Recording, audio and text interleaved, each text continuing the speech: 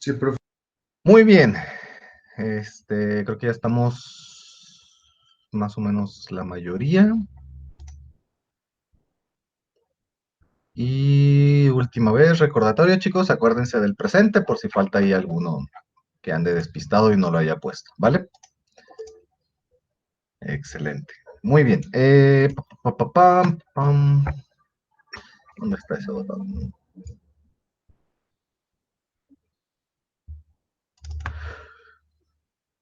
Muy bien.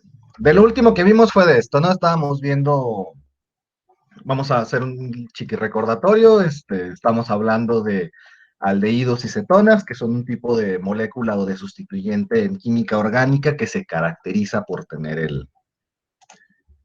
el sustituyente carbonilo, que es un carbono unido por un doble enlace a un oxígeno, y que ese carbono puede estar unido a otros dos sustituyentes que van a cambiar el nombre de la molécula en función de lo que sea, ¿no? Si en ambos casos uno de los sustituyentes es una R, es decir, otro tipo de hidrocarburo, y finalmente está unido a un hidrógeno, pues es un aldehído. Si está unido a otro R, pues entonces es una cetona, ¿vale? Características particulares de estos tipo de sustituyentes es que por la presencia del grupo carbonilo, pues eso le confiere cierta polaridad a la molécula y entonces la hace más soluble en agua que alcoholes de pesos moleculares similares y afecta sus propiedades de ciertas propiedades físicas como el punto de ebullición, por ejemplo, ¿no? Y la volatilidad. Suelen tener diversas aplicaciones en industria, en farmacología y en medicina.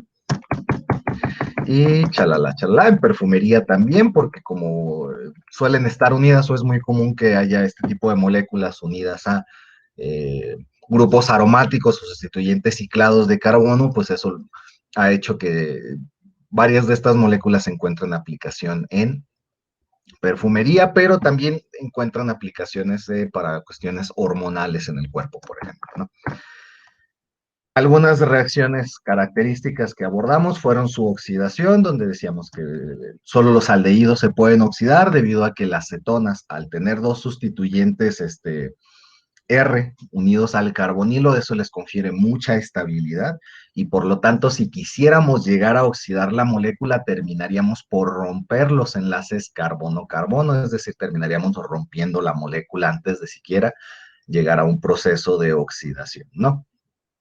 Y en el caso de los aldehídos se oxidan ácidos carboxílicos y pues algunos de los representantes más característicos de estos tipos de procesos son pues los clásicos reactivo de Tollens, que es donde haces reaccionar un aldehído con un complejo de plata para producir el ácido carboxílico y un recubrimiento de plata metálico.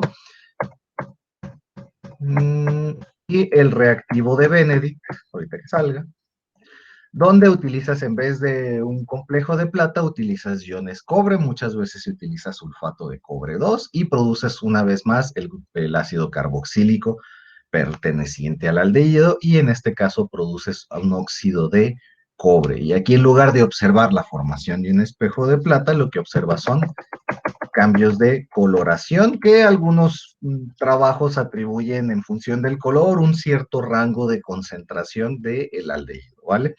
Esto también tiene aplicaciones muy interesantes, algo viejas, que actualmente han caído en desuso, como es un segundo, como es la identificación, cierta cuantificación también de azúcares, ¿vale? Vimos algunos ejemplos de qué cosa podría ser este reactivo a Tollens o a Benedict. Y finalmente llegamos a la operación inversa, es decir, si hablamos de oxidaciones, podemos hablar de reducciones. La reducción de aldehídos nos da alcoholes primarios y la oxidación de... Ahí está, no lo deja ver. Y la oxidación de cetonas da alcoholes secundarios, ¿no? Así de fácil. Entonces, lo podemos, aldehídos se oxidan ácidos carboxílicos, cetonas no se oxidan a nada, aldehídos se reducen a alcoholes primarios, cetonas se reducen a alcoholes secundarios, ¿no? Y veíamos que inclusive, vimos algunos ejemplos, Y veíamos que inclusive bajo ciertas condiciones particulares de reacción podíamos llegar inclusive del aldehído o la acetona hacia el hidrocarburo correspondiente, ¿no? Y ya para esto empezábamos a hablar de ciertos nombres particulares en función de los reactivos que se utilizaban para ese proceso de reducción, ¿no? Si utilizábamos un compuesto metálico de zinc y mercurio, podíamos obtenerlo a partir de algo que se conoce como la reacción de Clemmensen, y si utilizábamos otros compuestos nitrogenados, podíamos obtener la reacción de tipo Wolff-Kirchner, ¿no? Y como les decía, lo importante realmente no es este tipo de situaciones donde en función de los reactivos puedes obtener prácticamente el mismo tipo de reacción y que tienen nombres de los científicos que los propusieron, eh, cobra mucho más relevancia ya cuando están hablando de bioquímica y hablan de ciertos ciclos bioquímicos mucho más complejos. Ya cuando hablamos de reacciones menos complejas, salvo que sean muy características del área de interés donde ustedes trabajen, creo que es más importante que identifiquen el proceso, es decir, al leído se pueden oxidar estas cosas o se pueden reducir hasta estas otras cosas, ¿no? Eh, ya si con ese conocimiento base de que es posible llegar al hidrocarburo a partir del aldehído o de la acetona, pues ya entonces uno puede indagar en una metodología concreta para el tipo de molécula orgánica en concreto que esté trabajando y tal vez entonces les convenga una reacción de Clemmensen o la de Wolff-Kirchner u otro tipo de reacciones que hay diversas, ¿no? Pero lo importante es saber y tener ese conocimiento de que se puede hacer esa operación, ese procedimiento químico, ¿no? ¿Vale? Y hasta ahí lo habíamos dejado. Entonces ahora vamos a terminar de ver todo este tipo de reacciones. Nos quedan bastantitas, pero voy a tratar de que sea lo más amigable posible. Y dentro de las bastantitas que quedan, omití por cuestiones de sanidad mental, simplemente para no saturar demasiado, de por sí son bastantes reacciones. Pero al final hago un resumen que creo que puede ir por este lado de identificar los procesos generales para que no se confundan tanto entre una gran cantidad de reacciones que hay, ¿vale? Y bueno, ya dijimos oxidaciones y reducciones de aldehídos y cetonas. Otro tipo de reacciones súper comunes son las que se llaman adición de alcohol. ¿A qué le suena esto? A que se añaden alcoholes. Ajá, el nombre es súper directo, ¿no? Afortunadamente aquí pusieron las cosas facilitas, los benditos químicos orgánicos que dieron estos nombres y dijeron, pues bueno, y si le metemos un alcohol, pues vamos a llamarle ese tipo de reacciones adiciones de alcohol.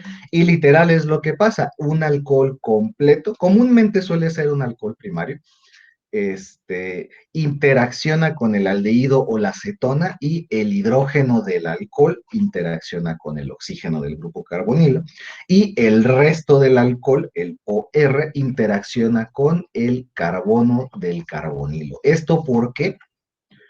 Por la misma resonancia que existe en este doble enlace. En algún momento les había mostrado también esa resonancia donde debido a la electronegatividad más grande que tiene el oxígeno en función del carbono, él tiende a jalar los electrones hacia su lado, entonces es muy común que el oxígeno pueda estar cargado negativamente, lo cual lo hace susceptible a reaccionar con compuestos cargados positivamente o parcialmente positivamente, ¿no? Como el caso del hidrógeno en el alcohol.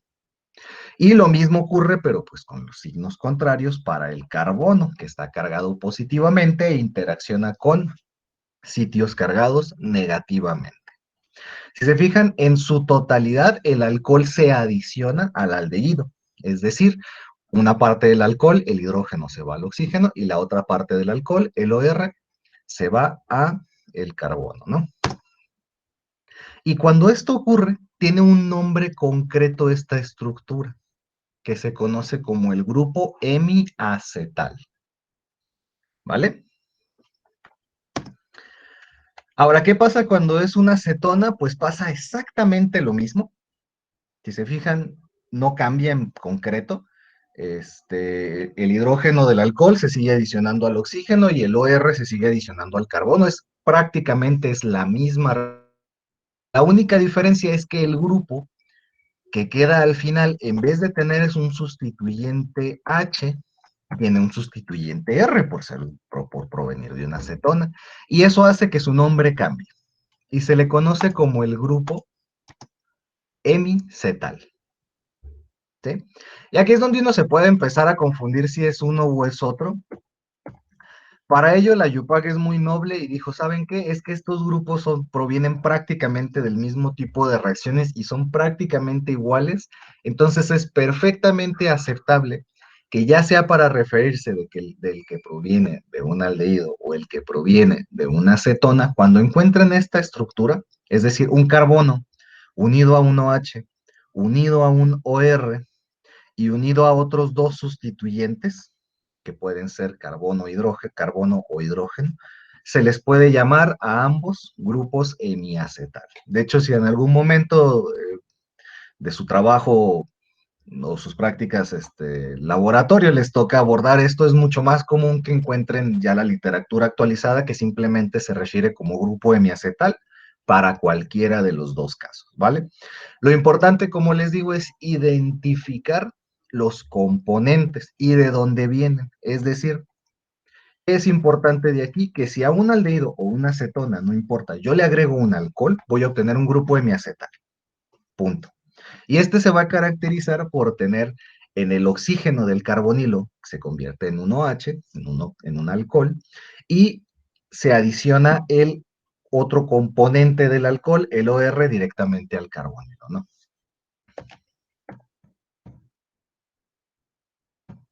Se adiciona completamente, hidrógeno al oxígeno, OR al carbono. Y este tipo de reacciones son reversibles, por eso la doble fichita no es coincidencia. Los grupos semiacetales suelen ser inestables. Es decir, así como los forman, es posible que por su propia inestabilidad regresen al aldehído o la cetona correspondiente. ¿Vale? ¿Vamos bien hasta aquí? Sí, profe. Entonces, vayan en sus notas mentales o escritas, tengan en cuenta eso, ¿no? Podemos oxidarlos, podemos reducirlos, podemos meterle alcoholes, y cuando les metemos alcoholes obtenemos grupos hemiacetales, ¿vale? Suelen ser inestables, por lo tanto son reacciones reversibles, pero, acuérdense, bendita sea la química, hermosa, complicada, que tiene siempre un montón de peros y situaciones. Cuando resulta que tanto el grupo OH o el alcohol y el aldehído forman parte de la misma molécula, ¿sí? Lo repito, cuando tanto el alcohol como el aldehído forman parte de la misma molécula, esto produce que la molécula se cicle sobre sí misma, ¿sí? Lo repito, las condiciones generales no han cambiado, seguimos teniendo... Ay, se me está desacomodando esto. Seguimos teniendo la interacción entre un grupo carbonilo de aldehído cetona y un alcohol, pero si ambos constituyentes son parte de la misma molécula, esto puede ocasionar que el hidrocarburo se cicle. ¿Dónde es esto súper común? En azúcares. De hecho, de hecho, la glucosa, cuando está en solución, es casi siempre seguro que va a estar en su forma ciclada, ¿sí? Aunque muchas veces se presente a la glucosa en su esqueleto así general, en realidad es muchísimo más favorecido que la glucosa esté en su forma ciclada y que por lo tanto presente este grupito de aquí, que en este caso es un grupo hemiacetal, ¿sí? Si ya nos quisiéramos poner un poquito finos, pues este sí es efectivamente hemiacetal porque proviene de un aldehído, ¿vale? Sí, entonces acuérdense, le podemos meter alcoholes y si el alcohol es parte del mismo aldehído cetona, produce una ciclación. Y esto es súper común en azúcares, ¿no? De hecho, este mismo aspecto de que la glucosa casi siempre va a estar en su forma ciclada es tomado en cuenta cuando se habla de sensores, o cuando se desarrollan sensores que no utilizan enzimas, es decir, sensores inorgánicos que utilizan metales, pues uno tiene que tomar en cuenta esta estructura. ¿Por qué? Porque la química de la glucosa en su forma, en su esqueleto así estándar, por decirlo así, y la química del grupo hemiacetal son diferentes. Por dar un ejemplo concreto, pues resulta que que este tipo de grupos se adhieren, se absorben muy fuertemente sobre ciertos catalizadores metálicos, como pueden ser platino o paladio. Entonces, si ustedes fuesen a proponer un sensor de este tipo, pues esa interacción tan fuerte hay que tomarla en cuenta, ¿vale?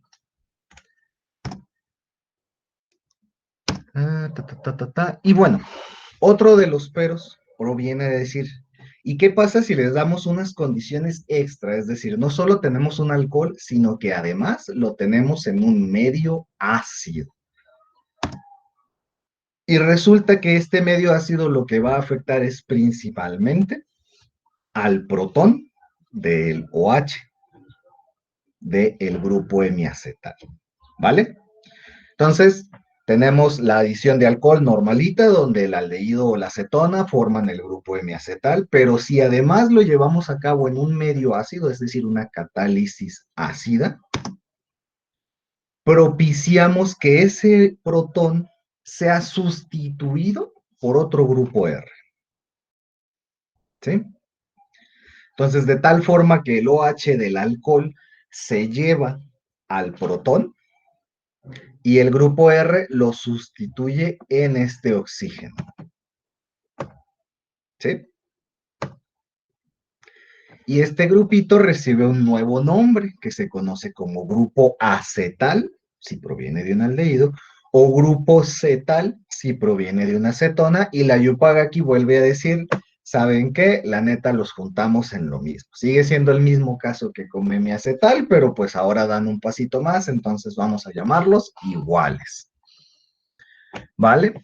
Aspectos importantes es que necesitan de 2 moléculas de alcohol para la estequiometría general y producen una molécula de agua.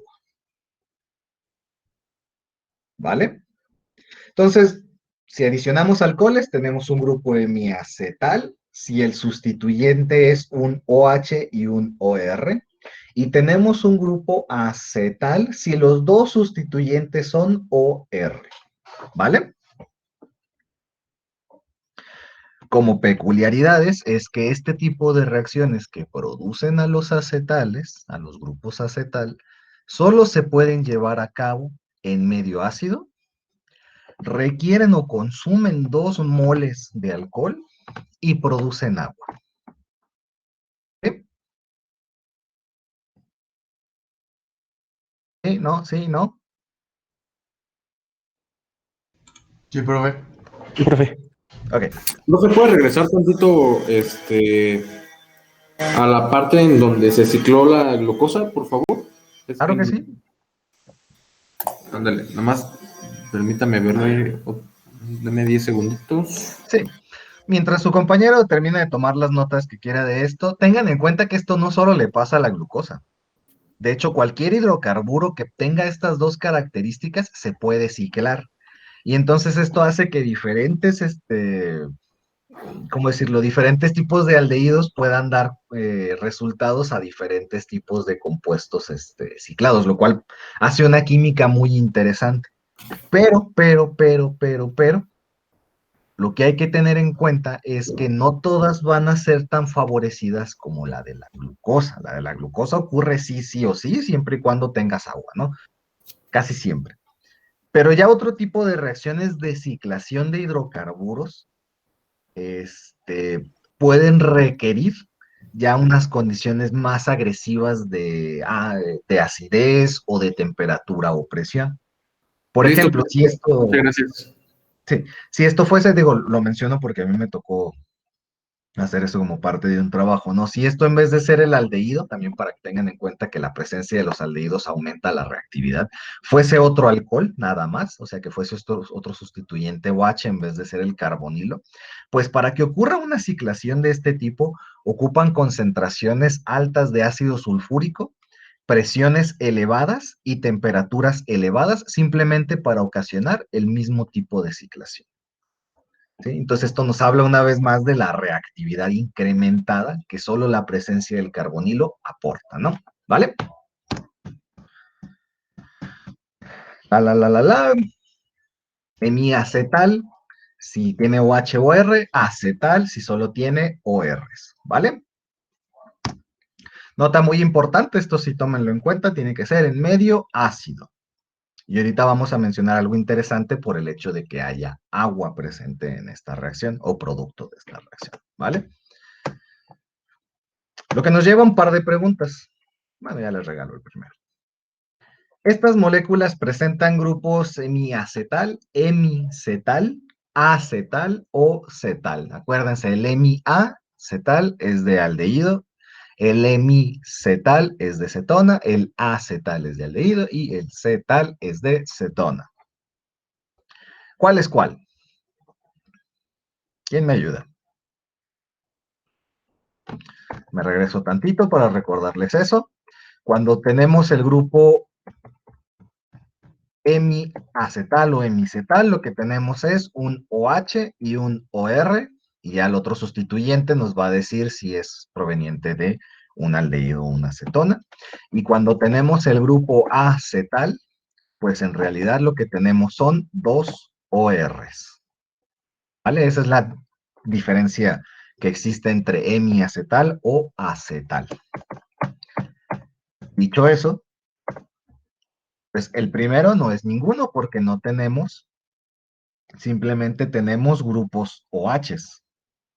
Y uno puede decir, profe, pero por ahí había un OH, sí, pero es un OH y un OR al menos. ¿Vale? El siguiente, ¿quién me ayuda en el B? Es un grupo de miacetal. Es un grupo hemiacetal y por un clic ahí que se me fue, les regalo el tercero, no se preocupen, ahorita hay más. El tercero también es un grupo hemiacetal, ¿por qué? Perdón, el tercero es un grupo hemiacetal, disculpen, porque a diferencia de este tiene dos sustituyentes Rs, un OH y uno OR.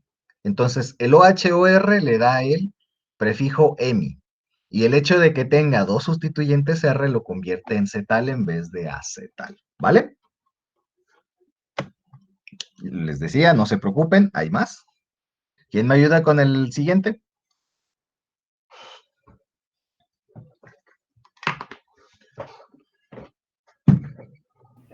¿Es un cetal?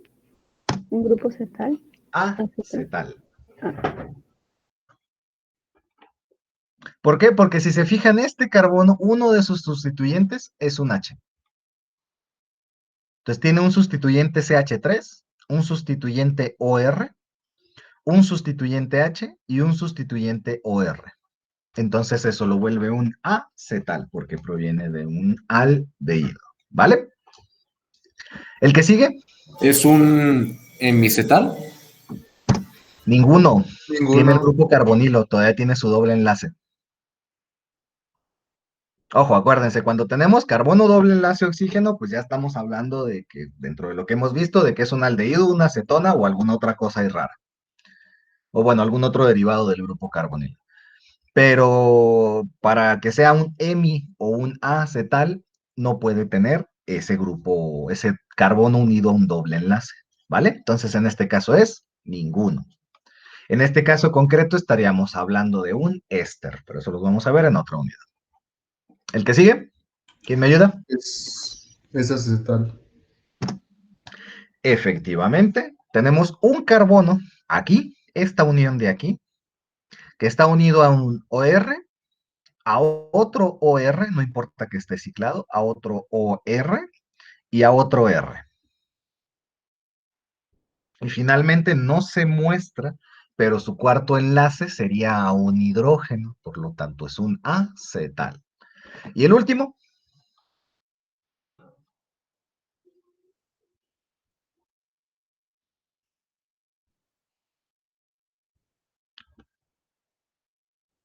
El último, a ver, ¿de dónde lo observamos?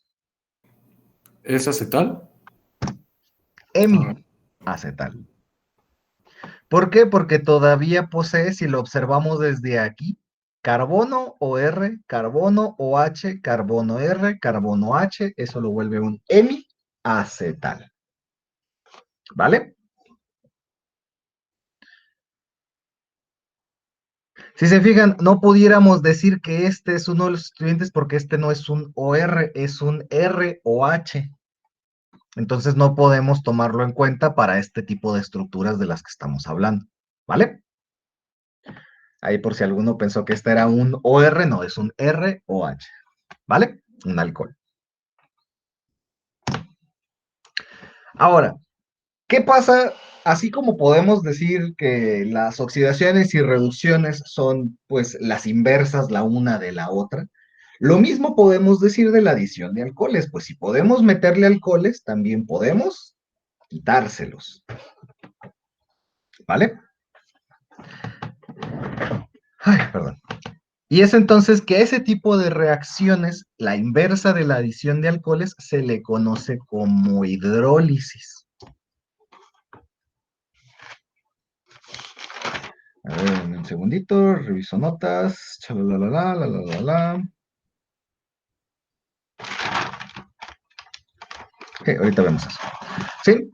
Entonces, básicamente la palabra hidrólisis en un término muy, muy chusco, pues significa que el agua va a ir a romperle los enlaces a algo.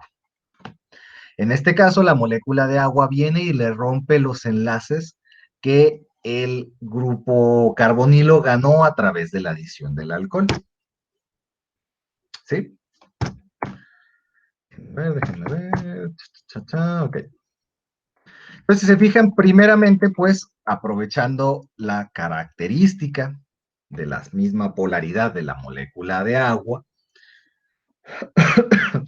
pues entonces se hacen este tipo de sustituciones, primero a través del oxígeno que antes era del grupo carbonilo, removiendo el grupo R y sustituyéndolo por un H, y haciendo pues entonces la formación del OR, que se ve aquí, chiquitito. Y como segundo paso se hace exactamente lo mismo y se sustituye ahora este otro grupo OR. ¿Vale? Entonces, se fijan, en esencia es simplemente quitarle los dos ORs, los dos sustituyentes, oxígeno, grupo hidrocarburo, del carbonilo y meterle nuevamente el doble enlace. Lo que nos permite hacer lo que les decía, hacer la operación inversa. Pasamos de un acetal a un hemiacetal y finalmente al aldehído o la acetona correspondientes. Y este tipo de reacciones se favorecen y se llevan a cabo principalmente en medio ácido. Ojo, ojo, ojo, porque aquí hay un dato curioso. Solo ocurren en medio ácido y requieren agua. Y como vimos de la reacción anterior, me regreso. Agua es un producto de la formación del acetal. Entonces, el hecho de que agregando más agua pudiéramos invertir la reacción, pues eso es como química básica, donde controlando la concentración de reactivos y productos podemos desplazar una reacción química. Entonces, básicamente la hidrólisis es agregar más agua para hacer que la reacción tenga demasiado producto y entonces se favorezcan los reactivos, es decir, que favorezcamos el sentido de la reacción inversa, ¿vale? Esa es como la forma de observarlo, por eso estas dobles flechitas son tan útiles cuando abordamos este tipo de reacciones, porque como ya nos dicen que son reversibles, pues eso a su vez nos habla de que controlando simplemente las concentraciones, podemos controlar una reacción u otra. Es decir, si le agregamos más alcohol, pues favorecemos la adición de alcohol hacia el acetal. Y si le agregamos mucha agua, pues entonces favorecemos la reacción inversa, es decir, la hidrólisis.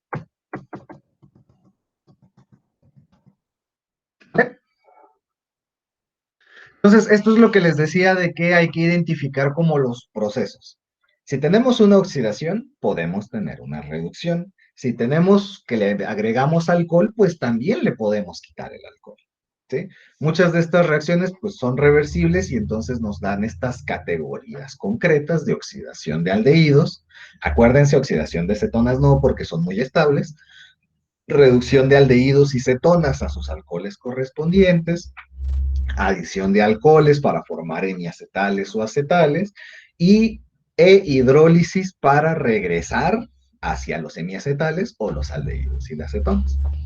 Y por lo tanto, si se fijan, las condiciones tanto para llegar al acetal como para pasar del acetal al aldehído de la acetona siguen siendo prácticamente o siguen siendo favorecidas por el medio ácido. ¿Vale? Ok, entonces tenemos esas 4 reacciones que en realidad, digo, hago mucho énfasis en esto, pero me parece que tal vez así pueda ser más fácil que se absorba esta parte del conocimiento, es que son son inversas la una de la otra, es oxidación, reducción, adición de alcohol, hidrólisis, ¿vale? O le quito o le quito enlaces de oxígeno, o le meto enlaces con oxígeno, o le meto un alcohol, o le quito un alcohol. Ese es como el panorama más general, ¿vale? Y ya cuando hablamos de otro tipo de reacciones que puedan ser interesantes para abordar en aldehídos o cetonas, tenemos la formación de algo que se conoce, ay, ese cuadrito se me fue, bueno, las cianohidrinas, que aprovecho el cuadrito que se me olvidó ponerle su animación correspondiente, pues que este tipo de moléculas, entre otras cositas de interés, antes de mecanismos, son parte de los mecanismos de defensa de de algunas plantas e insectos, como vimos en la cápsula del milpiés, que podía producir cianuro de hidrógeno para quitarse a sus depredadores, pues las cianohidrinas tienen la particularidad de que se adiciona este grupo cianuro, ¿vale? Y también es en 2 pasos y también es catalizada por medio ácido, donde el medio ácido nos permite protonar el oxígeno, permitiendo la adición del grupo cianuro. Pregunta, jóvenes, ¿qué cosa va a dónde? Es decir, pues si ¿qué cosa se va a protonar y dónde va a entrar el grupo cianuro? El grupo cianuro va a entrar con el carbono y se va a protonar en el oxígeno. Perfecto, facilito, ¿no? No se les olvide que debido a las polaridades, el oxígeno es el que va a tender a tener una carga negativa en el carbonilo, entonces todo lo positivo lo va a traer. Y por lo tanto, todas las moléculas cargadas negativamente van a ser favorecidas hacia interaccionar con el carbono. Y nos da una molécula con esta estructura. Es decir, cuando tengan un grupo cianuro, y un sustituyente OH, pues tienen a las cianohidrinas, ¿vale? Y ya pues estas 2 posiciones quedan vacías porque pues simplemente las rellenan con un R o un H, dependiendo si es la formación de una cianohidrina a partir de un aldehído o una acetona. Lo maravilloso de estas moléculas, aunque tengan nombres diferentes, es que tienen exactamente las mismas reacciones. Simplemente le cambias el sustituyente y punto. Por eso se suelen abordar juntas. ¿Y qué cosas tienen de interesantes? Bueno, lo que les decía de los bichitos, pero además las cianohidrinas son precursores utilizados en la síntesis de otras moléculas de interés, ¿vale? Acuérdense, no siempre la molécula de la que estemos hablando va a ser de interés porque ella misma haga algo, sino porque puede fungir como parte de una reacción para la producción de otra cosa de interés, como en este caso pueden ser beta-aminoalcoholes, alfa-hidroxicetonas o alfa-hidroxiácidos. ¿Qué palabras más, palabras menos? Todo este tipo de moléculas se encuentran aplicaciones, como les decía, como intermediarios en otro tipo de reacciones o directamente en aplicaciones farmacéuticas o como parte de la industria agroquímica, ¿sí? A final de cuentas, pueden ser utilizados para la fabricación, por ejemplo, de ciertos tipos de pesticidas o para controlar ciertas plagas, ¿vale? Como un dato muy curioso, para que no se vayan nada más con los nombres raros, vamos a hablar de lo que son los beta-aminoalcoholes. Se los presento, esta es como la estructura general, es básicamente la estructura es muy similar a la estructura de la cianohidrina, pero el cianuro es sustituido por una amina, ¿vale? Y estos tipos de moléculas pueden ser aminas primarias, secundarias o terciarias. Acuérdense que eso depende nada más de cuántos hidrógenos tiene unido el nitrógeno. Si tiene 2 es primaria, si tiene 1 es secundaria, si no tiene es terciaria. Y el beta simplemente es otra forma de decir que es un 2-aminoalcohol. ¿Sí? Acuérdense que para darle nombre a las moléculas es muy común que se use nada más la nomenclatura de los números romanos, 1, 2, 3, lo que sea. Perdón, los números arábicos, 1, 2, 3, lo que sea, o que se utilicen este tipo de nomenclaturas de alfa, beta y gamma, ¿no? Entonces, como está en la posición 2, es la beta algo. ¿Sí? Nada más cositas muy generales. ¿Y por qué podemos decir que la nomenclatura, el conteo inicia desde el alcohol? Pues por lo que en algún momento hablábamos de la prioridad de los grupos funcionales. Los alcoholes tienen prioridad sobre aminas, entonces, pues el carbono del alcohol es el 1. Así de fácil, ¿no? Para eso sirven estas tablitas tan bonitas. Y bueno, pues sí, ahí está la molécula y pues tiene su OH y tiene en su posición 2 una amina, pero pues eso ¿de qué sirve? Bueno, una cosita bien curiosa proviene de este churro de molécula que les muestro a la izquierda, donde vemos la presencia del beta-aminoalcohol, ¿no? Tenemos un sustituyente OH y en su posición 2 tiene una amina, punto, ¿no? Todo lo demás que tenga no le vamos a prestar atención, vamos a enfocarnos en que cumple con este criterio general. Y este churro de molécula se conoce como el pindolol. ¿Y esto qué, con qué se come? Bueno, se le conoce como un beta bloqueador de la epinefrina. ¿Y eso qué sigue sin decir mucho? Pues la epinefrina es esta molécula, y si eso no nos termina de decir mucho, pues otra forma en que se le conoce a la epinefrina es la adrenalina.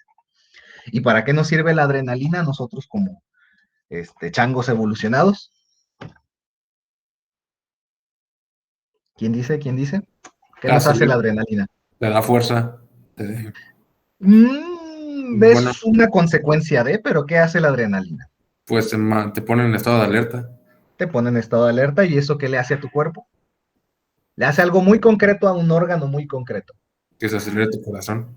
Que le acelera el corazón, ¿no? De hecho, piensen en cualquier situación de nervios, inclusive cuando vayan, cuando les ha tocado, por ejemplo, presentar un examen o dar una presentación, que se les acelera el pulso si están muy nerviosos y empiezan a hiperventilarse y tienen como que no saben cómo contener el movimiento, o si han estado en una situación de algún accidente, un choque automovilístico, o inclusive solo observarlo, o en cosas bien cotidianas, ¿no? Si vas caminando por la calle y de repente un perro callejero te empieza a ladrar y se te empieza a acercar, pues como que te empiezas a alterar, ¿no? Se te acelera el pulso, incrementa tu presión arterial, ¿vale?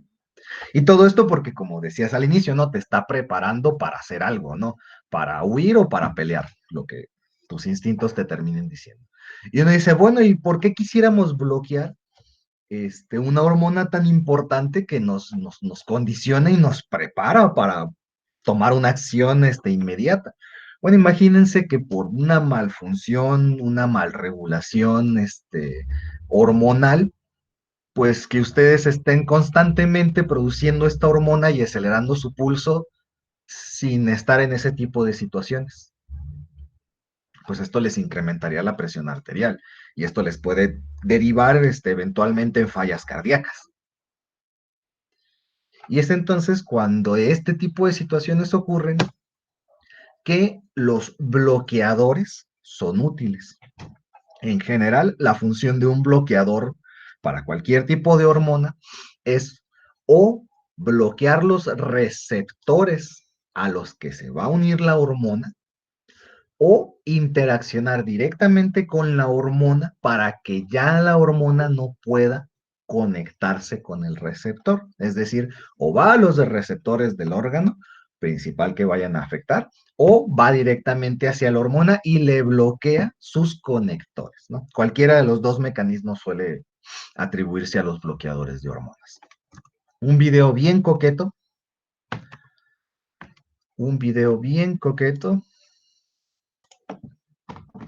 de eso.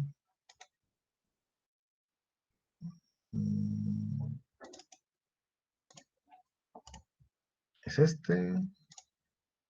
¿Están viendo una pantalla en negro? Sí. Sí, Sí. ¿Y están viendo un video? sí, pero no se escucha. Sí. Ah, sí, no, nunca he sabido cómo resolver eso del audio, disculpen, jóvenes. Aquí no se puede. Creo.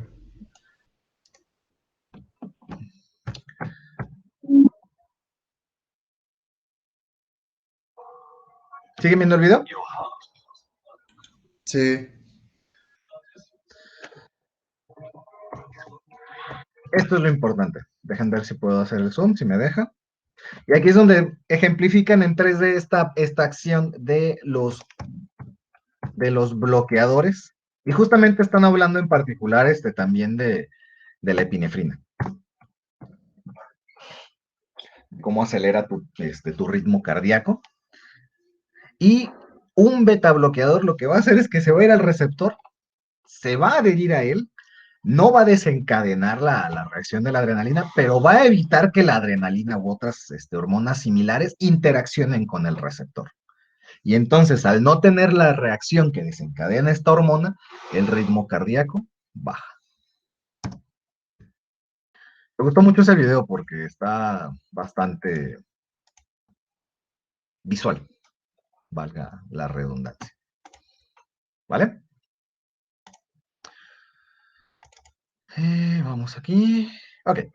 Y entonces, pues es una de las aplicaciones que pueden encontrar en la formación de este tipo de compuestos, ¿no? Para que no se lleven nada más los nombres complejos, sino un poquito de dónde lo pueden aplicar. Ahora, como resumen, por decirlo así, o por abordarlo rapidito, a los aldehídos y las cetonas podemos oxidarlas. Si son aldehídos, podemos oxidarlos a ácidos carboxílicos. Y si son cetonas, no se oxidan. Punto.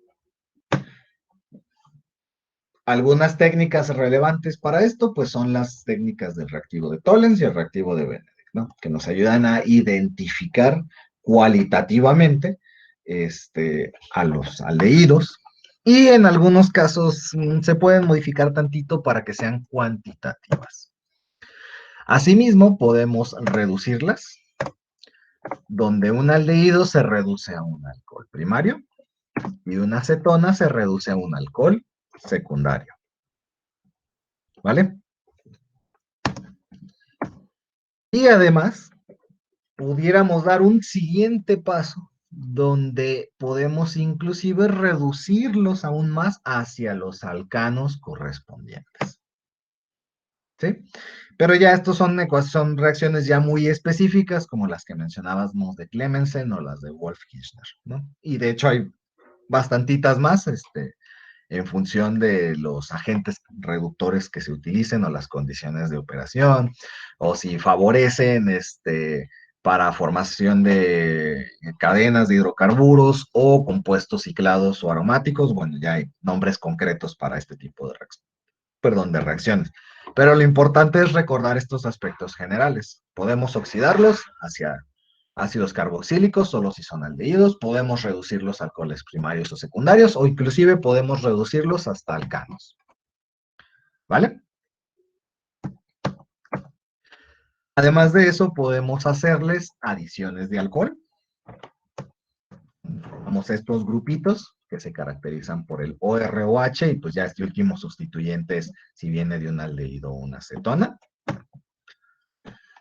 donde la glucosa es uno de los ejemplares más relevantes o sonados al respecto, o al menos de los más cotidianos, o de los que podemos hablar directamente que tienen relevancia para la bioquímica del ser humano. Y podemos hacer este mismo proceso de adición de alcohol en medio ácido y simplemente lo que cambia es que en vez de tener un OH tenemos otro OR y producimos agua. ¿Vale? Finalmente tenemos la operación inversa de la adición de alcohol, que es la hidrólisis, que nos permite regresar al aldehído o la acetona correspondiente. Y finalmente la producción de cianohidrinas. ¿Vale? Ese es como el resumen de las reacciones. Me regreso nada más para que no se nos vaya. Podemos oxidar aldehídos, podemos reducir aldehídos o cetonas, podemos adicionarles alcoholes para formar un tipo de grupo que se conoce como hemiacetal, o si lo hacemos en ácido, hasta el grupo acetal. Podemos hacer la operación inversa, es decir, quitar esos alcoholes que agregamos a través de un proceso de hidrólisis, es decir, en vez le quitamos el alcohol y le metemos agua. Y podemos formar un cierto tipo de compuestos que se llaman cianohidrinas, que es muy similar a los procesos de adición de alcoholes, pero acá terminamos agregando un cianuro. ¿Vale? Si se fijan, como constante es que se rompe el doble enlace del grupo carbonilo y al oxígeno y al carbono se le pegan cosas nuevas. Esa es como una forma muy general de poder observar este tipo de reacciones, ¿vale? Sé que me fui un poquito rápido, pero para eso también hice esta última diapositiva como de resumen, donde tenemos este tipo de reacciones. Pa, pa, pam, pa, pa, pam, pa, pa, pam. Denme un segundito. Preguntas. Sé que está un poquito complejo porque son como muchas reacciones, pero me gustaría que se enfocaran más en eso, en los procesos generales. O se oxida, es decir, aumentamos enlaces carbono-oxígeno, o se reduce, quitamos enlaces carbono-oxígeno, o le metemos un alcohol, o le quitamos el alcohol, o le metemos un grupo cianuro. Eso es como el esquema más general de qué le podemos hacer a un aldehído o una acetona. Y son prácticamente las mismas reacciones para todos, salvo para la oxidación, donde la única que se oxida es donde lo único que se oxida, perdón, es el aldehído.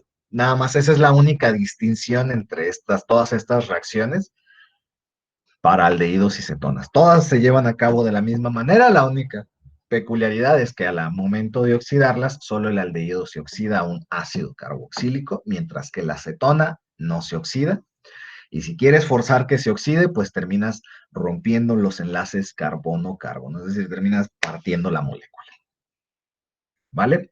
¿Por qué hago ese énfasis? Porque si se fijan, todas estas reacciones no se meten en general con los enlaces carbono-carbono. Se enfocan nada más en lo que le pasa al carbonilo y punto.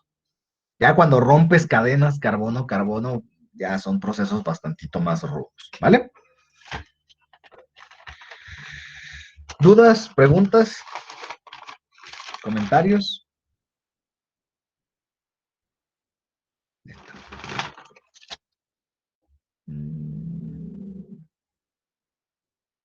No, profe, por el momento no. Parece Pero que no. luego, bueno, a mí me costó un poquito de trabajo con los, ¿cómo se llaman? Con los semiacetales y los acetales, ya como en moléculas un poquito más grandecitas. Creo Sí, que puede estar un poquito complejo, pero también es muy común que esos grupos vengan ciclados. No es una regla, pero es muy común que vengan ciclados. Bueno, para ayudar con estas dudas, vienen las siguientes preguntas para ustedes. Tenemos esta molécula y nos dice esta reacción que esta molécula, lo que sea, reacciona con agua en medio ácido. Preguntas. ¿Qué es esta molécula?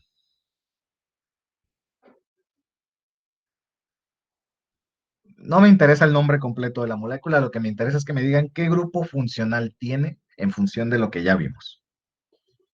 ¿Qué es? ¿Es ¿Es un un aldehído o grupo una acetona? acetal? ¿Es un grupo qué? ¿Acetal? del grupo acetal. Casi, es un grupo C, porque tiene los dos perdón, sí, es acetal, una disculpa, sí. Es sin la H, sin la M. ¿Por qué? Porque tiene dos ORs, como se ve aquí. Y es acetal porque tiene un sustituyente H. Miren, me salté el orden. Esta era la otra pregunta importante, ¿no? ¿Qué tipo de reacción es esta? Pues la identificamos porque el agua es considerado un reactivo y es medio ácido. Y esas dos condiciones nos dicen hidrólisis. Es decir, el agua le va a hacer algo a esta molécula. Y si el agua le va a hacer algo a alguna molécula, hablamos de hidrólisis.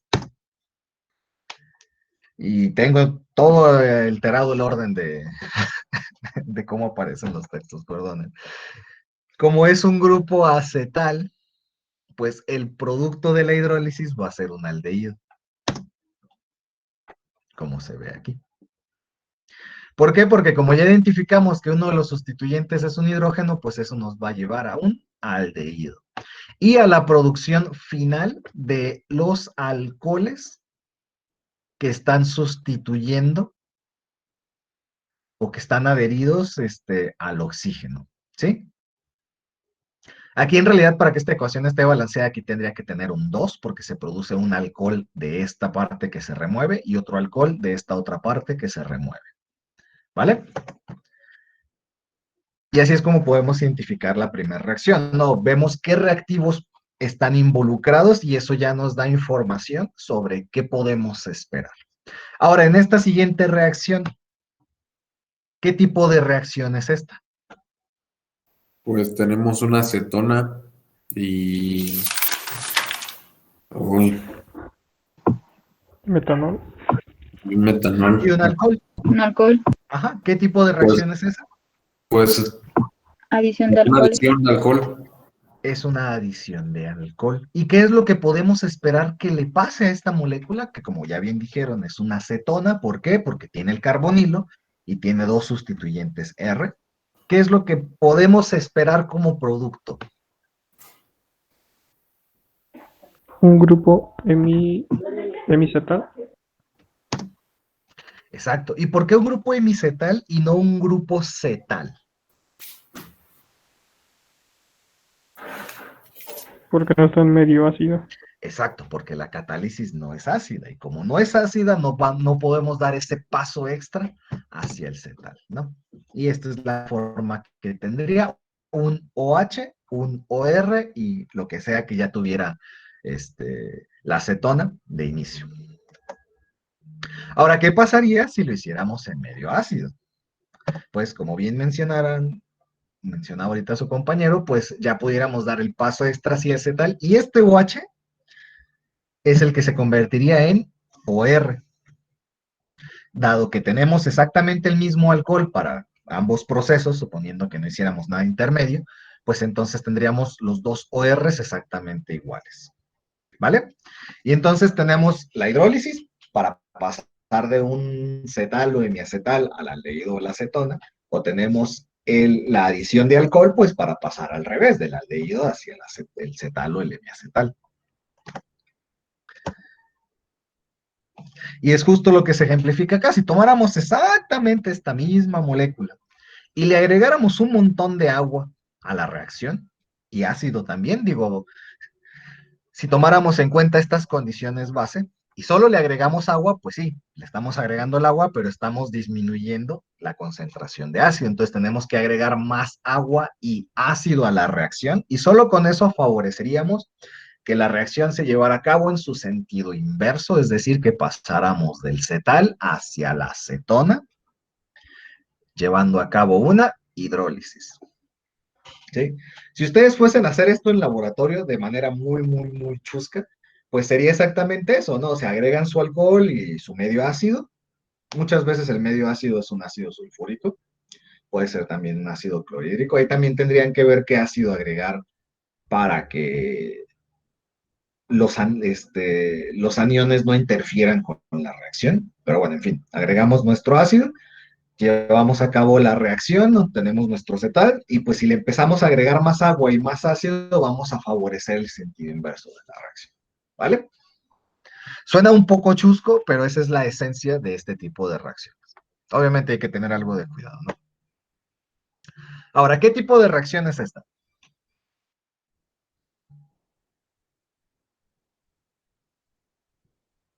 ¿Y qué molécula es la con la que iniciamos? Vamos a identificar eso. ¿Qué molécula es con la que iniciamos? ¿Qué es esto? Un aldehído. Es un aldehído. ¿Qué le podemos hacer a un aldehído? ¿Oxidarlo? Podemos oxidarlo. ¿Qué más le podemos hacer? Reducirlo. Podemos oxidarlo, podemos reducirlo. ¿Y qué más le podemos hacer a un aldehído? Adicional alcoholes. Árboles. Adicionar alcohol o adicionarle un grupo cianuro, ¿no? Y en este caso, ¿qué es lo más probable que esté pasando? De hecho, tiene un nombre concreto esta reacción. Y hay uno de los reactivos que les ayuda a identificar qué reacción es.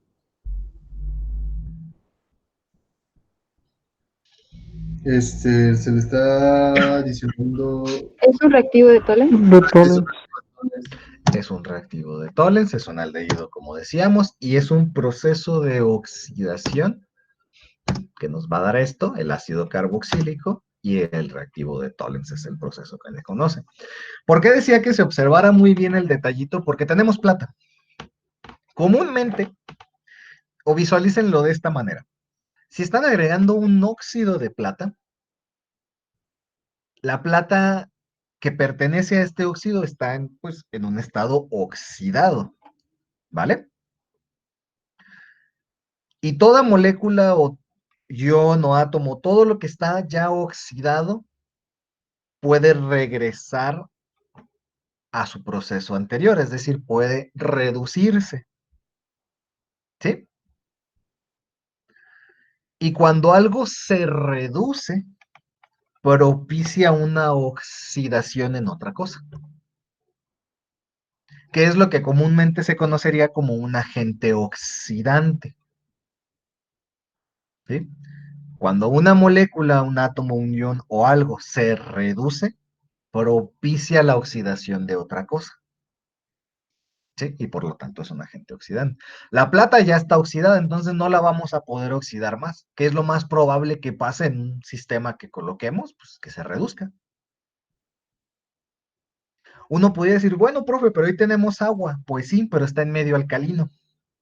Entonces no pudiéramos favorecer el proceso de hidrólisis. Y además, como vimos anteriormente, la hidrólisis se da principalmente ya que el aldehído fue transformado en un hemiacetal o en un cetal. Entonces no pudiéramos hablar de la hidrólisis en este caso. Pero como tenemos un óxido metálico, podemos tal vez entonces hablar de un proceso de oxidación reduciendo al óxido. ¿Vale? Puede sonar un poquito confuso porque se mezclan los términos para hablar de lo mismo, es decir, si decimos que la plata se reduce, entonces es un agente oxidante, y esta mezcla de términos puede ser confusa, pero tal vez les ayude a pensar que siempre que un proceso redox le ocurra a una molécula, esa misma molécula va a propiciar el proceso inverso en lo que sea. Entonces, si la plata se reduce, ¿cuál es el proceso inverso de reducción? Pues la oxidación en alguna otra cosa. Así de fácil. Y en este caso, pues lo que está propenso a oxidarse es nuestro aldehído. ¿Y a qué se oxida un aldehído? A un ácido carboxílico. Y ese es más o menos como los tipos de razonamiento que podemos utilizar cuando abordamos una reacción que no conocemos. Podemos observar qué moléculas tenemos que observar, mejor dicho, cuáles son los reactivos y qué es lo más probable que le pase a cada uno de esos reactivos. ¿Vale?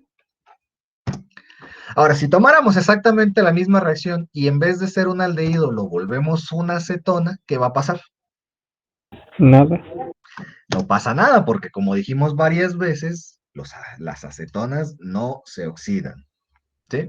Por ahí en las notas viene una excepción para el reactivo de Benedict, donde cierto tipo de cetonas sí se llegan a oxidar, pero deben de cumplir con un criterio de poseer un grupo OH en las inmediaciones del carbonilo, ¿vale?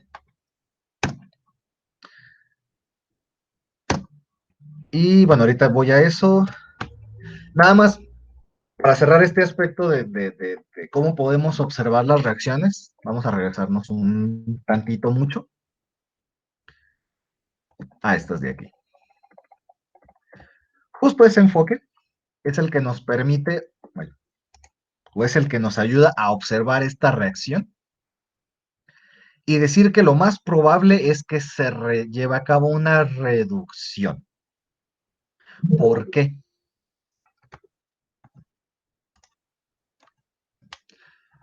Uno puede decir, bueno, profe, pero otra vez tenemos metales, ¿no pudiéramos entonces hablar de que la molécula se va a oxidar porque los metales se van a reducir? Y la respuesta es sí, pero al revés. Tú no tienes óxidos metálicos, aquí tienes metales en su estado cero valente. Entonces, ¿qué es lo más probable que le pase a un metal cuando está en estado metálico? Que se oxide. Y cuando un metal se oxida, propicia el proceso inverso en otra molécula, es decir, la reducción. ¿Ven? Entonces, aunque ustedes no sepan que esto se llama la reacción de Clemmensen, ni sepan exactamente el resultado final, porque ya si hablamos, puede haber varias cositas que pueden pasar, pero simplemente con el observar los catalizadores o los reactivos, ya pueden darse una idea de por dónde va la reacción. Si empezamos con catalizadores metálicos, así cerovalentes, es muy probable que estemos induciendo una reducción. Si iniciamos con un catalizador ya en un estado oxidado, es muy probable que propiciemos la oxidación. Simplemente pensando en lo que puede pasar al metal o a los agentes presentes, ¿vale? Es ahí como pequeño tip de química que se pueden llevar para analizar las reacciones, ¿vale? A ver, otra vez. Ok. Se las vuelvo a barajar. Si ustedes tienen un metal en su estado cerovalente, es decir, su estado metálico, ¿qué es lo más probable que le ocurra? ¿Que se reduzca o que se oxide al metal? Que se oxide. Que se oxide. Y si una molécula se oxida, tiene que, por consecuencia natural, propiciar el proceso inverso en otra molécula. Es decir, si un metal se oxida, él propicia la reducción de algo. ¿Sí? Y en este caso, ¿qué cosas se pueden reducir? Pues se nos puede reducir la acetona. Y simplemente con observar eso, podemos predecir que es muy probable que este sea un proceso de reducción. Y ahora que predecir el resultado final puede estar un poco más complejo, porque pueden ocurrir varias otras cositas en el Inter, pero ya al menos no los toma por sorpresa ver este proceso que se les plantea así y ver esto como resultado. Es decir, la reducción. Y acuérdense, una forma muy chusca de observar una reducción es que simplemente se disminuye la cantidad de enlaces carbono-oxígeno, y aquí pues ya no hay oxígeno, pues entonces se disminuyó la cantidad de enlaces carbono-oxígeno, hubo una reducción, ¿vale? Otra formita chusca en que lo pueden observar es que también cuando un hidrocarburo o una molécula orgánica se reduce, se incrementa la cantidad de enlaces carbono-hidrógeno. Cualquiera de las dos que quieran observar les da indicios de un proceso de reducción en una molécula orgánica. Ay, ¿vale? Suena mucha palabrería, pero me interesa que se lleven como esos aspectos de qué observar en una reacción. Al menos cuando hay, por ejemplo, que hablamos de que hay catalizadores metálicos. ¿Vale? Nota súper importante. Esto solo aplica así, o aplica generalmente así, cuando no involucramos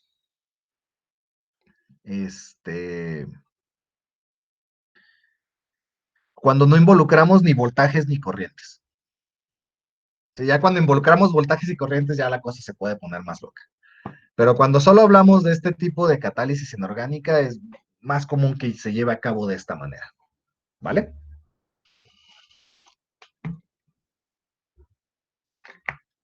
Y justo por ese razonamiento es que cuando observamos al reactivo de Tollens,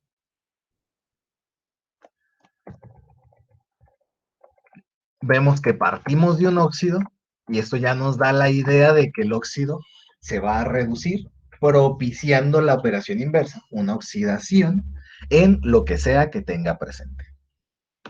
¿Vale?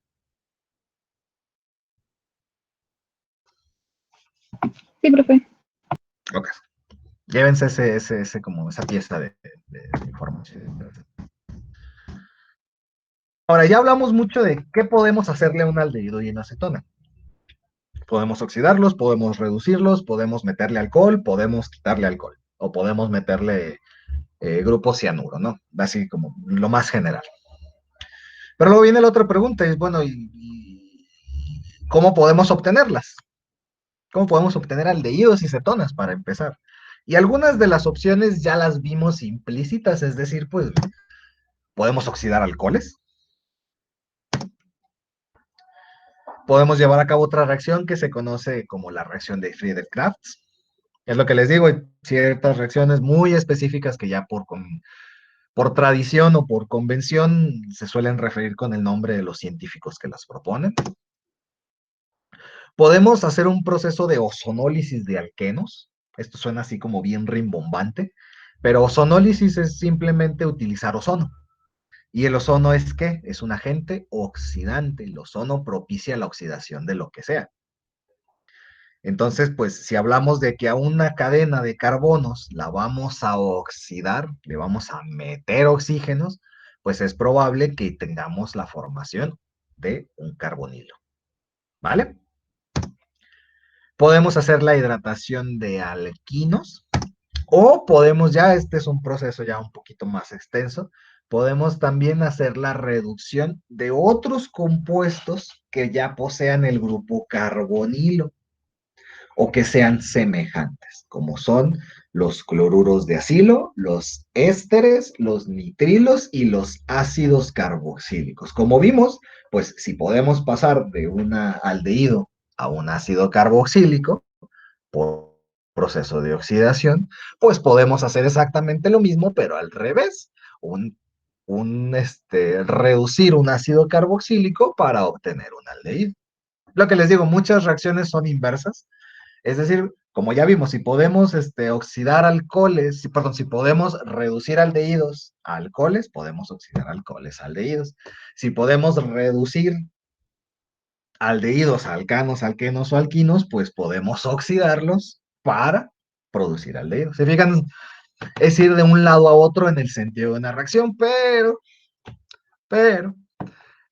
no siempre se puede hacer así directo, a veces dependiendo de la complejidad de la molécula de la que partamos, pues necesitaremos ciertos aditivos para asegurar la reacción. ¿Vale?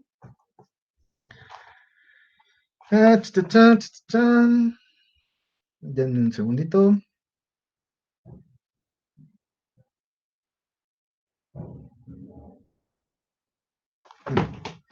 Vamos a ver nada más algunos ejemplos de esto y nos detenemos tantito, ¿vale?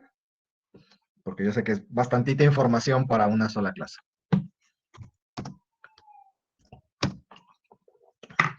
Esta primera, pues, ya la abordamos. Es básicamente tomar un alcohol primario o secundario y oxidarlo hacia un aldehído o una acetona.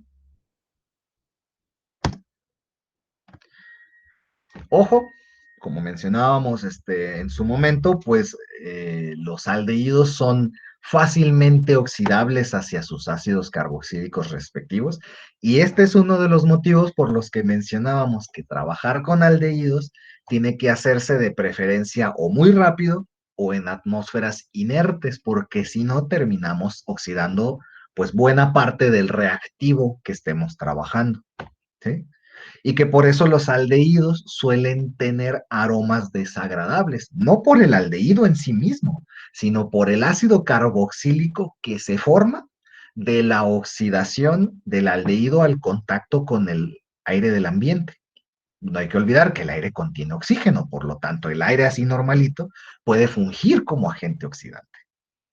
Y ese aire así que respiramos normalito basta para oxidar a los aldehídos, a los ácidos carboxílicos y darles un cambio de aroma y a veces hasta un cambio de tonalidad, dependiendo de las moléculas involucradas. ¿Vale? Entonces, ojo ahí, recuerden eso para su futura práctica, o sea, para su futuro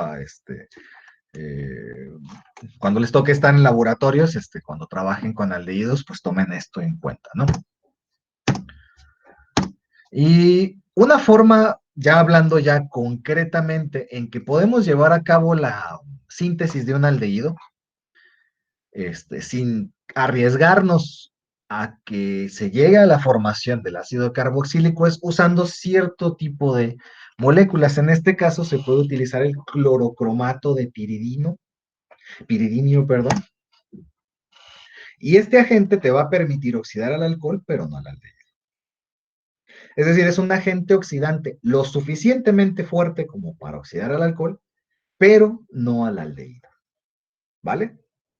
Y es aquí donde les decía de estos peros o estos pequeños añadidos que son necesarios ya para controlar las reacciones en concreto. Es decir, les hablaba de los procesos generales, bueno, vamos ya hablando de situaciones concretas. Y esta es una reacción típica para no estar poniendo ese churro de molécula ni ese nombre tan extenso de clorocromato de piridinio, pues muchas veces o siempre lo van a ver resumido o reducido en las ecuaciones a PCC, por su nombre en inglés, piridinium clorocromato. Y esta moleculita de aquí abajo, no sé si ya la han visto en otros textos o en otras de en su semestre anterior. ¿Les suena? ¿Qué es esto de aquí? El PCC ya dijimos que es el agente oxidante que nos va a permitir obtener el aldehído, pero no el ácido carboxílico. ¿Y esto de acá abajo qué es?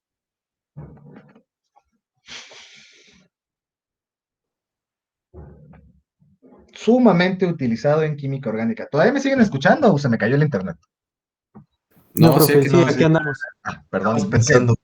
es que como solo estoy viendo mi presentación, ya no sé, y no sé, bueno, no sé si les había dicho a ustedes, me cambié de casa hace poco y la casa donde estoy, justo donde estoy, la señal de internet es malísima, entonces me preocupa más que no se me escuche todavía.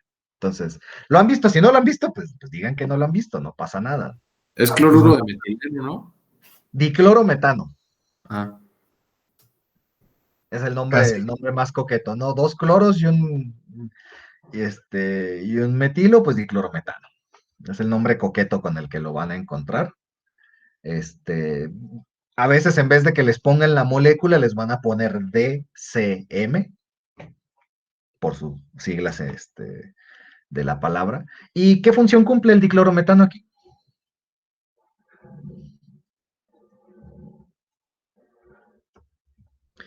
Bien importante el hecho de que se tenga que aclarar que es el diclorometano. ¿Por qué?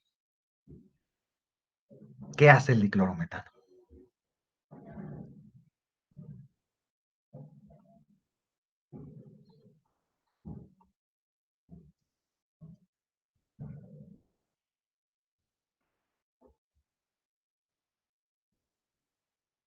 no, pues no sabemos, profe.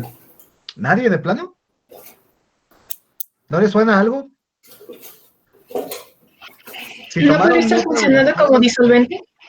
ese es que funge como solvente. Muy bien. Ajá, funge como medio de reacción. Es decir, con eso lo que les están tratando de decir, cuando lo vean en cualquier reacción química, es que no se lleva a cabo en agua la reacción, sino que en vez de agua utilizan esta molécula, este compuesto, el diclorometano, como el medio de reacción. Creo que se los mencionaba en algún momento, en química orgánica es muy común también que muchas reacciones no sean llevadas a cabo en medio acuoso. A diferencia de la química inorgánica, donde casi todo es llevado en medio acuoso, en agua, en la química inorgánica no, por varios motivos, entre ellos que muchas moléculas orgánicas son insolubles en agua. Por eso se suele usar ciertos solventes orgánicos, así se les denomina, como el diclorometano, como la acetona, por ejemplo, también, ¿vale? O a veces algunos alcoholes, como el mismo metanol y el etanol, a veces son los medios de reacción. No necesariamente el reactivo, sino el medio, ¿vale? ¿Y por qué es importante aclarar, por ejemplo, en esta reacción que no hay agua?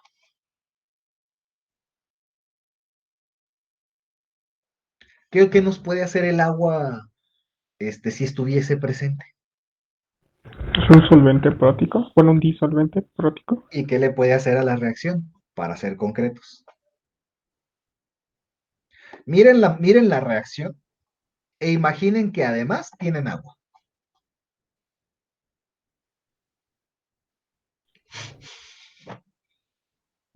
Y lo vimos hoy. Bueno, pues yo pienso que el agua podría afectar al clorocromato de piridinio. Digamos que no va por ahí. Ah, bueno, entonces no. No creo que el PCC sea un agente lo suficientemente agresivo como para degradar el agua. No creo. Si no puede, si limita la reacción de oxidación hasta nada más el aldehído y no el ácido carboxílico, yo dudo que pueda oxidar el agua. ¿Qué más? ¿Qué más se les ocurre? Chequen sus notas si tomaron notas. ¿Qué puede pasar si tuviéramos agua en esa reacción?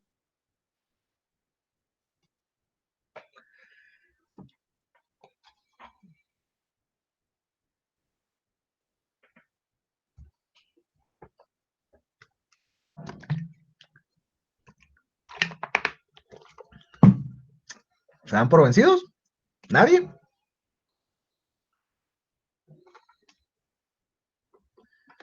Pues, ¿qué pasa cuando tienes un aldehído y un alcohol? Peor aún si le metes agua. ¿Qué puedes propiciar?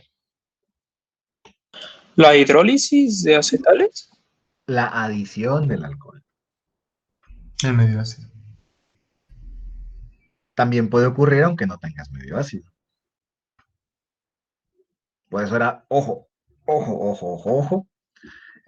Lo más probable es que, ya pensando en esta reacción en concreto, que el PCC favorezca o sea más reactivo hacia la descomposición o hacia la oxidación, mejor dicho, del alcohol.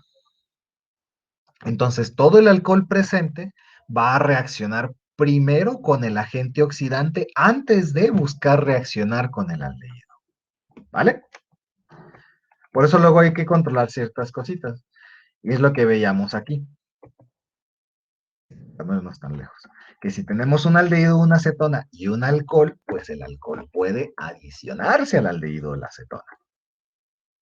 Peor aún, si le agregamos agua y lo hacemos en medio ácido, pues podemos propiciar otro tipo de reacciones. Sí, y para evitarnos todo este desastre, le quitamos el agua. ¿Vale? Entonces, podemos obtener aldehídos y cetonas a través de la oxidación de alcoholes, el agente oxidante más común. Hay otros, sí, hay otros, pero uno de los más comunes es el clorocromato de piridinio, el PCC, y es en un medio orgánico, es decir, en ausencia de agua de preferencia. ¿Vale? Profe, Perdón, dígame. ¿puede repetir lo último de la relación que tiene el agua? Es que se me fue el internet y no escuché. No te preocupes, nada más. La presencia de agua te puede desencadenar otro tipo de reacciones, como la hidrólisis, o puede interferir en el proceso de tal forma que termines con una adición de alcohol. Ah, ok. ¿Vale? Gracias. ¿Sí? Además, por la misma adición de alcohol, puedes tener agua como producto si las condiciones lo permiten, y al tener agua como producto y meterle más agua, haces desplazamientos del sentido de la reacción. Entonces, eso también te puede afectar.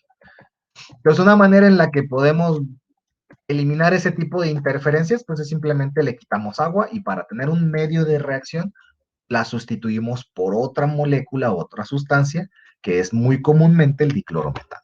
Hay otros medios orgánicos y dependiendo de la reacción, algunos medios se favorecerán ante otros, ¿no? Luego vemos algunos ejemplos, ¿vale? Pero bueno, resumiendo, pues sí, podemos oxidar al aldehído o podemos reducir al aldehído al alcohol o podemos oxidar al alcohol al aldehído, pero si nos queremos quedar en el aldehído o la acetona, pues solemos usar este agente oxidante, ¿vale?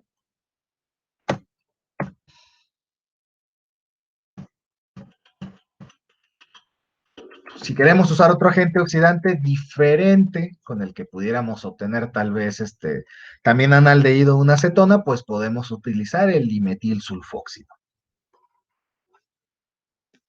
Así de fácil nada más. Entonces podemos usar el PCC o podemos utilizar el DMSO. Y como a la gente le encanta ponerle su nombre a cualquier modificación que hace en una reacción, porque es una manera de conseguir gloria y pasar a la historia, pues es cuando utilizas este tipo de agente oxidante, es muy común que se refieran a ella como una oxidación de Swern. Digo, van a escuchar mucho ese tipo de comentarios de mi parte, porque pues, es mi forma de pensar. Me parece como... Digo, así es la historia de la química y está plagada de este tipo de situaciones. No los culpo, al final de cuentas es la necesidad de reconocimiento del ser humano es intrínseca, entonces creo yo.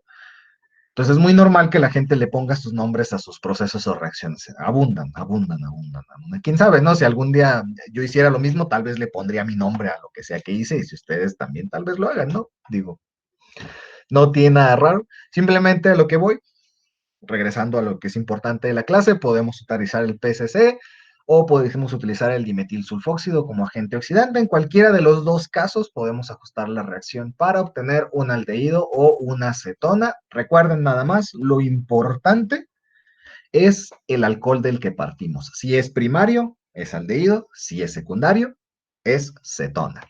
¿Vale? Ahora, si también partimos de un alcohol, pero el alcohol tiene la peculiaridad de que tiene dioles vecinos, es decir, tenemos dos alcoholes que están uno junto al otro, pues ¿qué es lo que puede pasar? Pues que haya una ruptura aquí, esto para que sean los dioles vecinos, y que haya una ruptura entre ellos, dando lugar a la formación de una mezcla de aldehídos y cetonas. Obviamente, qué mezcla sea y qué compuestos sean, pues va a depender de lo que esté hecho el diol. Pero pues si se cumple esta peculiaridad, pues sepan que vamos a hacer la ruptura entre los carbonos del alcohol. Así de fácil. ¿Sí? Entonces, si partimos de un alcohol primario, aldehído. Si partimos de un alcohol secundario, cetona. Si partimos de dioles vecinos, es decir, una molécula, un esqueleto que contenga dos grupos OH inmediatamente uno del otro, pues podemos partir en ese punto a la molécula. Y para ello, obviamente, necesitaríamos otro agente oxidante. ¿Vale? Y bueno, no, este es nada más un esquema de cómo se puede partir de un hidrocarburo hacia la formación de un diol vecino y finalmente a la formación de aldehídos y cetonas, ¿no? Simplemente lo importante es eso, si identifican este tipo de moléculas que tienen estos alcoholes vecinos, es posible que exista su ruptura para la formación de aldehídos y cetonas, ¿vale? Sigue siendo lo mismo, sigue siendo la oxidación del alcohol, nada más este es un caso particular cuando se encuentra en esta situación de los dioles. Uf. ¿Ok? Reitero, lo importante es que se lleven la base del conocimiento. Los reactivos concretos, miren, yo les soy honesto, jóvenes, perdón. Los reactivos específicos que vayan a utilizar para una reacción, lo más probable es que en su hacer cotidiano, terminen yendo a buscarlos a las referencias concretas. A menos de que sea algo que ustedes hagan muy seguido o que estén ustedes desarrollando un nuevo proceso, lo más común es que si ustedes quieren hacer uno de estos procesos para lo que sea de sus aplicaciones, lo más común es que terminen utilizando o buscando las referencias más actuales de cuáles son los mejores reactivos para lo que ustedes quieren hacer. ¿Sí? Eso creo yo que es, no sé si decirlo como un consejo,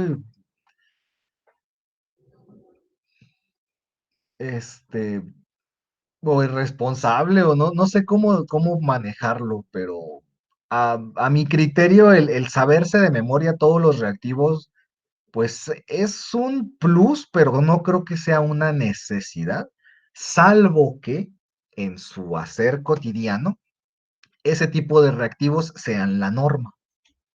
Es decir, si ustedes se dedican a una industria que haga síntesis de aldehídos y cetonas, pues entonces es imperdonable que no se sepan los reactivos más comúnmente utilizados. Pero si ustedes tienen un quehacer más amplio o un más extenso de aplicaciones donde trabajan, creo yo no es ningún pecado que no sepan de memoria todos los reactivos que se pueden usar.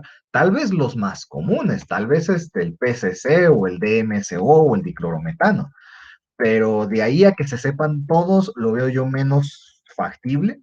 Pero si nunca olvidan o si mantienen en su conocimiento los procesos generales, es mucho más fácil que puedan ustedes hacer propuestas y desarrollos.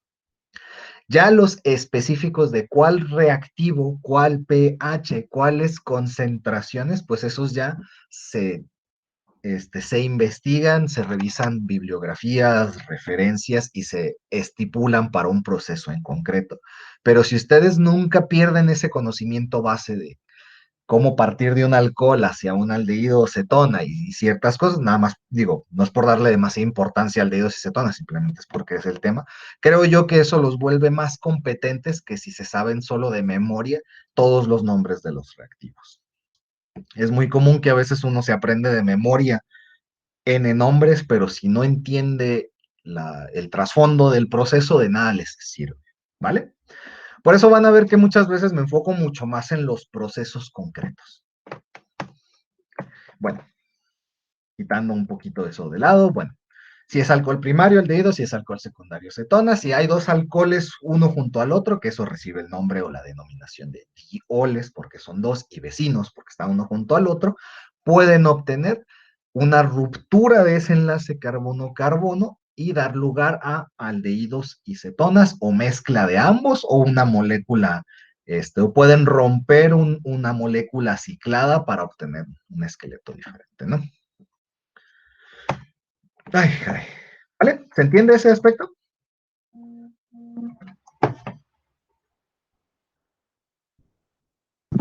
Sí, profe. Vale. Ahora, tal vez algunos estén pensando, el profe de seguro la va a aplicar de que nos dice que no nos aprendamos de memoria los reactivos concretos y en el examen nos lo va a poner y pues, tal vez, digo, la vida no es justa en todos los sentidos, pero no, a mí me gusta plasmar lo mismo en mi forma de evaluar, ¿no? O sea, si yo les hago tanto énfasis de que lo importante son los procesos, y tal vez alguno que otro reactivo en concreto, pues es lo que trato de evaluar en ustedes, ¿vale? Y bueno, luego tenemos la famosísima reacción de Friedel-Crafts, que básicamente es cómo meterle anillos aromáticos a un aldehído o un acetona. ¿Sí? Hay diferentes versiones que no son exclusivas para aldehídos y cetonas, pero digamos que cuando hablamos de ellas, lo importante es que metemos grupos aromáticos. ¿Vale? En esencia, si se fijan, aquí partimos de cierto tipo de reactivos. En este caso, es muy común que partamos de cloruros de acilo, es decir, un grupo carbonilo que tiene un grupo aromático, específicamente suele ser el cloruro. Esos son los cloruros de acilo. Perdón. Y lo que se hace es que simplemente se sustituye la R por el grupo cloruro. Así de fácil. Obviamente tiene ciertas condiciones de reacción. Uno de los agentes más comunes es el tricloruro de aluminio. Y como producto tienen comúnmente también la formación de ácido clorhídrico. ¿Vale? Pero lo importante de esta reacción, que se conoce como Friedel-Crafts, es la formación de un aldehído o una cetona con la adición de un grupo aromático. ¿Vale? Y es la sustitución de un cloruro unido al carbonilo por el grupo aromático. Pero si se fijan, todos los colorcitos van del lado principalmente nada más, no importa todo lo otro churro que tenga el carbonilo, lo importante es el carbonilo y el cloruro. Y simplemente el cloruro sale y entra el aromático. ¿Vale? Entonces vimos que podemos obtener, a partir de oxidar alcoholes, de un tipo u otro, podemos partir de este tipo de moléculas, de los cloruros de acilo, y meterle un grupo aromático, y esa es la reacción de Friedel-Crafts. ¿Vale? Si se fijan, este es un tipo de reacción muy específica, pero en general o se lo pueden llevar así, es que si buscan formar o meter grupos aromáticos o tener aldehídos y cetonas con grupos aromáticos, pues se refieren a la reacción de Friedel-Crafts.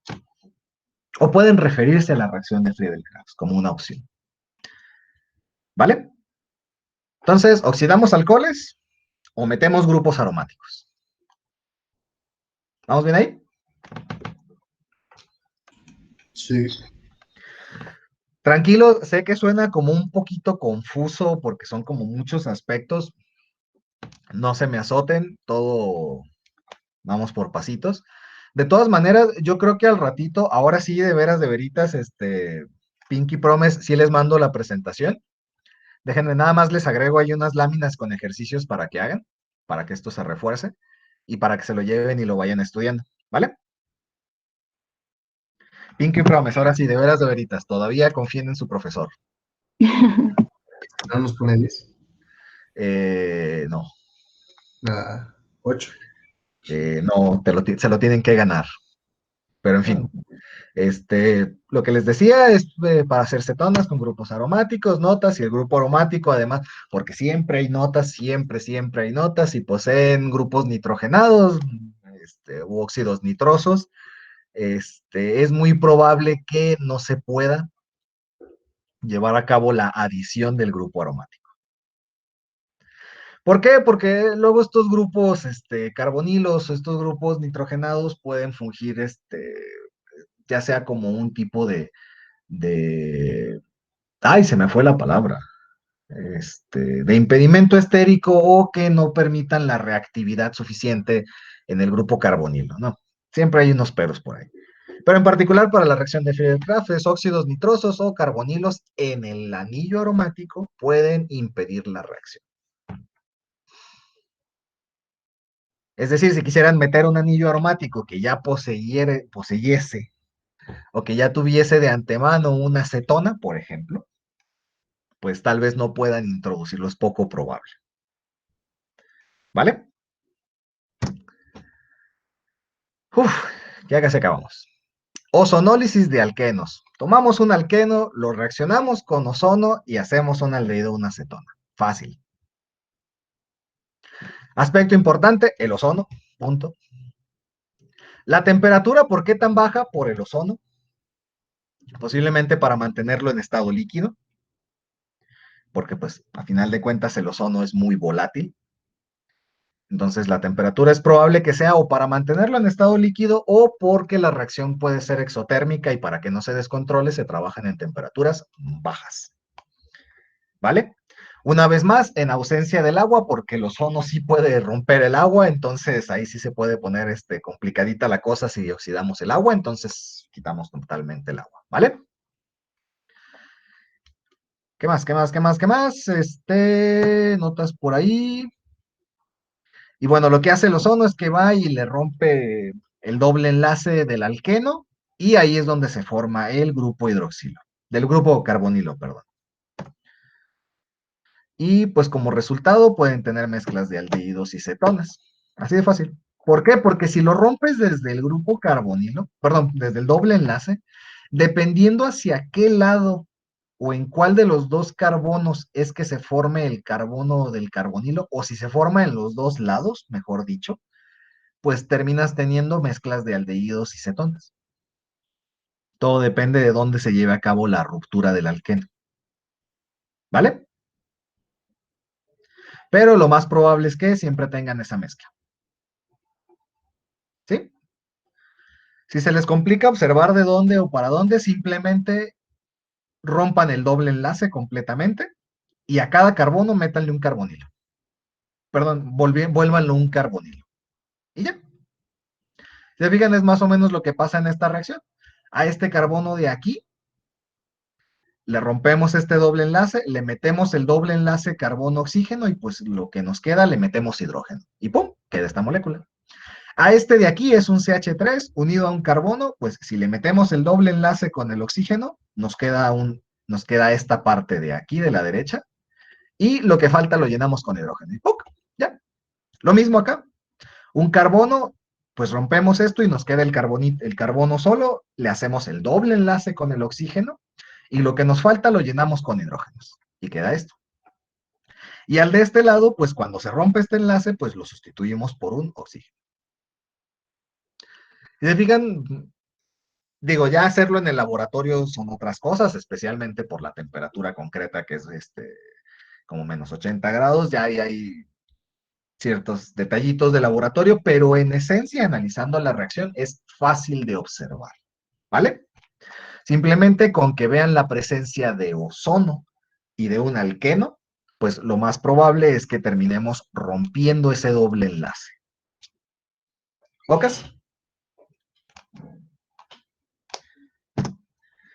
Uf. Creo que este es el último que vamos a ver hoy. Hidratación de alquinos, pues. Hidratación, metemos agua, alquinos, triple enlace. Ojo, se suelen utilizar catalizadores metálicos y,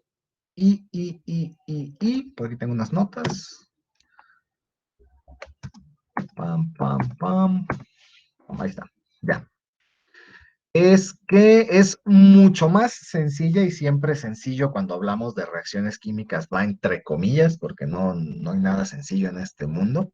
Es más fácil que esta reacción se lleve a cabo si el triple enlace carbono-carbono es terminal.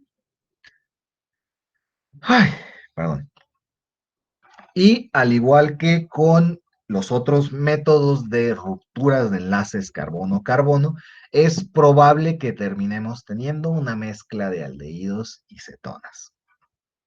¿Sí? Dato curioso que deben de observar, al igual que con el alqueno, pues podemos terminar formando el doble enlace en cualquiera de los dos lados del triple enlace carbono-carbono. Además de eso, es menos común en este proceso que como tal se rompa del todo el enlace carbono-carbono.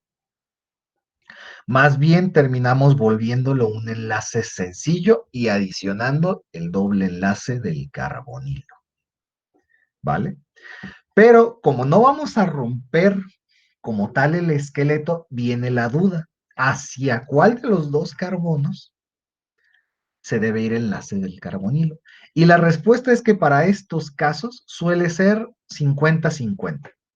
Es decir, la mitad de las moléculas se forma de un lado y en la otra mitad se forma del otro lado, formando estas dos moléculas, ya sea de un lado del carbonilo o del otro, en la misma proporción. ¿Sí? Uf, me agoté. Creo que hablé muy rápido. Resumen ejecutivo. Perdón. Resumen ejecutivo. A los aldehídos y las cetonas, ¿qué les podemos hacer? Las podemos oxidar solamente a los aldehídos y se oxidan a ácidos carboxílicos. Podemos reducir aldehídos a alcoholes primarios y podemos reducir cetonas a alcoholes secundarios. Podemos además hacer reacciones de adición de alcoholes, que esto nos va a permitir formar grupos hemiacetal y grupos acetal, que básicamente significan meterle ORs u OHs al enlace del carbonilo. Podemos hacer la operación inversa, que es la hidrólisis, que consiste en utilizar agua para romper esos enlaces ORs u OHs y regresar al aldehído o la acetona. Y podemos, dentro de lo general, hacer cianohidrinas, que es básica, en esencia es básicamente muy parecido a la adición de alcohol, pero en este caso lo que adicionamos es un grupo cianuro.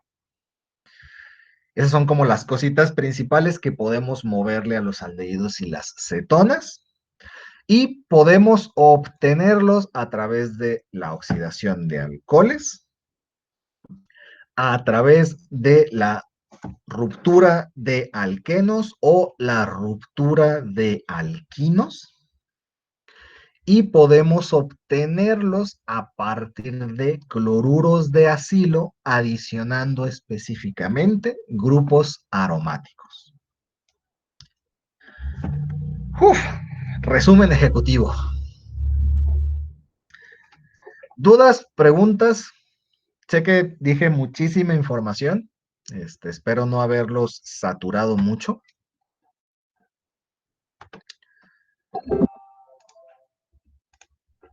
Espero que todos sigan moderadamente vivos aún.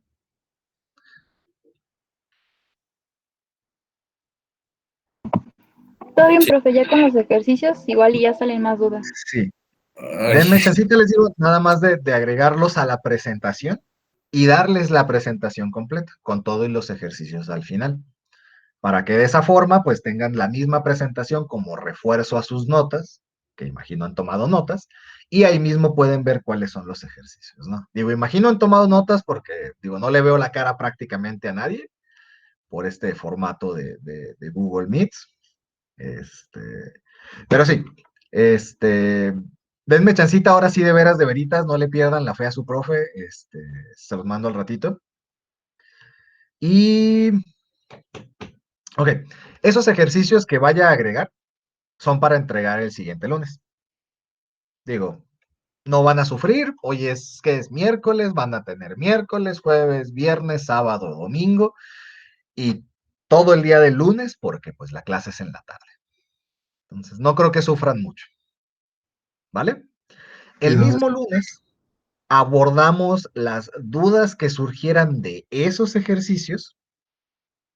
¿De qué naturaleza van a ser los ejercicios? Pues de lo que hemos visto, identificar si es un aldehído, una acetona, si va a formar un grupo hemiacetal o cetal, y qué tipo de reacción y cuál puede ser el producto, es decir, es una adición de alcohol, es una hidrólisis, es una adición de cianuro, es una oxidación de alcohol, etc., etc., etc. Abordamos las dudas que surgieran de esos ejercicios para ya dejarlo claro, y vemos algunas aplicaciones concretas donde se puedan usar este tipo de cosas. Digo, ya vimos un par en las tareas que les dejé, por ejemplo, sensores de azúcares, por ejemplo, como sensores de glucosa, o sensores de otros biomarcadores de interés. ¿Vale? Y el examen lo tendríamos el miércoles. ¿Tan pronto? Sí, pues para no sufrir. ¿Qué va a venir en su examen? Pues va a venir, pues lo que hemos visto en la clase, teoría, reacciones y ejercicios. Y posiblemente hay algunas preguntas existenciales, pero no se apuren. Por eso quiero que el lunes sea esa sesión de resolver dudas.